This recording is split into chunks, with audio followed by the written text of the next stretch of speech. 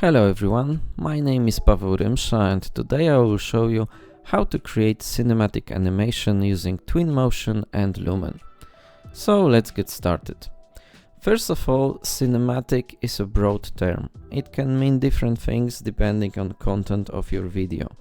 I will try to focus on the most common type of animation and how to approach it. So first we click on the Media tab and then you can see already we have video created. So we just click on it. Here I have created multiple shots and we will go over them so I can better explain the logic behind each shot. Before we start, it's important to explain basic guidelines in creating cinematic animation. It's important to have multiple short animations instead of one very long one. It's easier for the viewer to follow what's going on when you can clearly focus on important highlights. So the general rule would be to create shots which are at least a couple seconds long, but not longer than 10 seconds. And then we have a whole animation which is also not longer than 2 minutes. Anything between 1 and 2 minutes is a standard. Obviously there are exceptions when you want to have shorter teaser or very long animation which you will use for presentation. However, here we focus on the typical cinematic archviz video. Second important rule would be to move camera slowly in single direction using straight lines. As an example, in first animation we have front of our house and we want to highlight the entrance. As you can see, camera is moving very slowly and whole shot is only 5 seconds long. That's enough time for viewer to focus on the house and surrounding without getting bored. In the second shot, we also show the front of our house from different direction and the camera is also moving slowly towards the house. This shot is shorter because the viewer already saw the entrance, so he needs less time to focus on the house.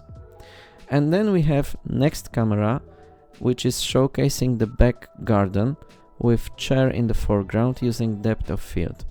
These types of shots are very important and they focus on details rather than on wider view. It's important to have high focal length, anything above 50, so you can focus the camera on single detail. This kind of shots doesn't have to be long, but they are needed so the viewer can appreciate the level of detail which you created. Then we have another camera with glasses on the table, but also revealing the garden outside. In this shot we also change weather and lighting to overcast. Those kind of weather and daytime changes are nice additions in animation. Next camera is a typical hero shot where we showcase the interior detail of the chair.